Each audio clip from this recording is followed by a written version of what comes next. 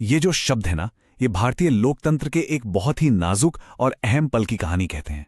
ये शब्द हैं जस्टिस H.R. खन्ना के। एक ऐसे जज जिन्होंने सत्ता के आगे झुकने से साफ इनकार कर दिया, भले ही इसकी कीमत उन्हें अपनी कुर्सी गंवाकर चुकानी पड़ी। तो आज हम बात करने वाले हैं एडीएम जबलपुर बनाम शिवकांत शुक्ला केस की, जिसे हम सब हेबियस कॉर्पस केस के नाम से भी जानते हैं। कई लोग इसे भारतीय संवैधानिक इतिहास का सबसे काला अध्याय मानते हैं। चलिए आज समझते हैं कि आखिर ऐसा क्यों कहा जाता है। तो कहानी की शुरुआत होती है साल 1975 से।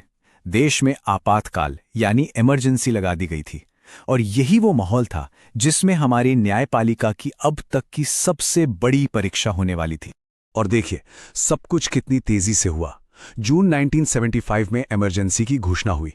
तुरंत बाद एक प्रेसिडेंशियल ऑर्डर से मौलिक अधिकार सस्पेंड कर दिए गए। इसके बाद मीसा एक्ट के तहत हजारों लोगों को बिना किसी ट्रायल के जेल में डाल दिया गया, और देखते ही देखते 1976 तक ये मामला देश की सबसे बड़ी अदालत सुप्रीम कोर्ट तक पहुंच गया। तो सरकार ने कौन से कानूनी औजारों का इस्तेमाल किया? सबसे पहले आर्टिकल 352 से इमरजेंसी लगाई। फिर आर्टिकल 359(1) का इस्तेमाल करके सबसे जरूरी चीज छीन ली, वो था कोर्ट जाने का अधिकार। मतलब आर्टिकल 21 जो हमें जीवन का अधिकार देता है, उसके हनन पर आप कोर्ट नहीं जा सकते। और ऊपर से मीसा एक्ट था जिसके तहत किसी को भी जेल में डाला जा सकता था। इसका नतीजा देश भर की हाईकोर्ट्स में याचिकाओं की बाढ़ आ गई। और बस यहीं से कहानी का दूसरा पड़ाव शुरू होता है। अब सारी नजरें थी न्यायपालिका पर। यह हमारी अदालतों के लिए एक बहुत बड़ा टेस्ट था। क्या वो नागरिकों के अधिकारों के साथ खड़ी होंगी या फिर सरकार के दबाव में आ जाएंगी? सुप्रीम कोर्ट के सामने सवाल बिल्कुल साफ था। अगर सरकार ने आर्टिकल 21 के तहत कोर्ट जाने का रास्ता बंद कर दिया है, तो क्या इसका यह मतलब है कि अब वो किसी को भी गैर कानूनी तरीके से या सिर्फ दुश्मनी निकालने के लिए जेल में डाल सकती है और कोई कुछ नहीं कर पाएगा? उस वक्त जेल में बंद हर एक नागरिक की किस्मत इसी एक सवाल के जवाब पर टिकी। और फिर सुप्रीम कोर्ट ने अपना फैसला सुनाया, एक ऐसा फैसला जिसे आज भी भारतीय लोकतंत्र पर एक काले धब्बे की तरह देखा जाता है। ये था बेंच का मेजॉरिटी जजमेंट। 5 जजों की बेंच थी और उनमें से चार जजों ने सरकार के हक में फैसला दिया। फैसला आया 4-1 के बहुमत से। एक ऐसा फैसला जिसने नागरिकों के अधिकारों पर लगभग ताला ही लगा दिया। तो देखिए, यहां 2 अलग अलग सोच टकरा रही थीं। सुप्रीम कोर्ट की मेजॉरिटी का कहना था कि भाई आर्टिकल 21 ही आजादी के अधिकार का अकेला सोर्स है। अगर उसे लागू कराने का अधिकार ही सस्पेंड हो गया तो सारे रास्ते बंद। वहीं देश की कई हाई कोर्ट्स ने इससे पहले एक बहुत हिम्मत वाला स्टैंड लिया था। उनका कहना था कि इमरजेंसी का मतलब ये नहीं कि कानून का राज ही खत्म हो गया। सरकार को कम से कम MI से कानून के हिसाब से तो चलना ही पड़ेगा। तो फाइनल वर्डिक्ट क्या था? मेजॉरिटी जजों ने कहा कि इमरजेंसी के दौरान किसी भी नागरिक के पास अपनी गिरफ्तारी को चुनौती देने के लिए हेबियस कॉर्पस की रिट का अधिकार नहीं है। मतलब न्याय के दरवाजे आम लोगों के लिए बंद कर दिए गए थे। लेकिन जैसा कि मैंने कहा था, एक आवाज थी जो इस फैसले से सहमत नहीं थी, और यहीं से इस कहानी का वो हिस्सा शुरू होता है जो आज भी सबको हिम्मत देता है। वो हिस्सा है जस्टिस खन्ना का असहमतिपूर्ण फैसला, यानी उनका डिसेंट। 4 जजों के बहुमत के सामने सिर्फ एक आवाज। 5 में से सिर्फ एक जज जस्टिस H.R. खन्ना अकेले खड़े हुए, और उनकी यह हिम्मत इतिहास में हमेशा के लिए दर्ज हो गई। तो जस्टिस खन्ना का तर्क किस बात पर टिका था? एक बहुत ही बुनियादी सिद्धांत पर, रूल ऑफ लॉ, यानी कानून का राज। उनका कहना था कि भाई कानून का राज तो संविधान से भी पुराना है। सरकारें किसी की मनमर्जी से नहीं बल्कि कानून से चलनी चाहिए। तो उन्होंने 3 बहुत पावरफुल बातें कहीं।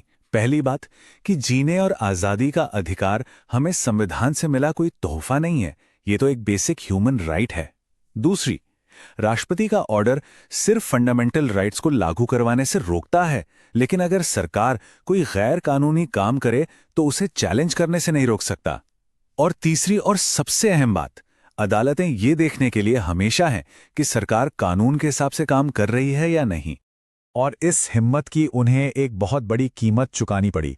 वो सीनियरिटी के हिसाब से अगले चीफ जस्टिस ऑफ इंडिया बनने वाले थे, लेकिन सरकार ने उन्हें सुपरसीड कर दिया।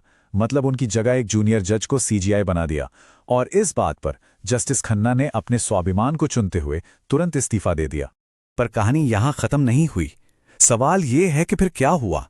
क्या जस्टिस खन्ना की असहमति बस इतिहास का एक फुटनोट बनकर रह गई? नहीं, बिल्कुल नहीं। वक्त ने जस्टिस खन्ना को सही साबित किया। धीरे धीरे कानून ने खुद को सुधारा। इसमें 3 बड़े कदम थे। पहला, 1978 में 44वां संविधान संशोधन आया, जिसने ये तय कर दिया कि चाहे कुछ भी हो जाए, आर्टिकल 20 और 21 को कभी सस्पेंड नहीं किया जा सकता।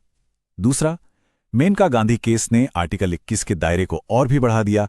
और तीसरा और सबसे बड़ा कदम, 2017 में पुट्टास्वामी केस ने साफ साफ एडीएम जबलपुर के मेजॉरिटी फैसले को गलत ठहरा दिया। और इस तरह ये कहानी अपने अंजाम तक पहुंची।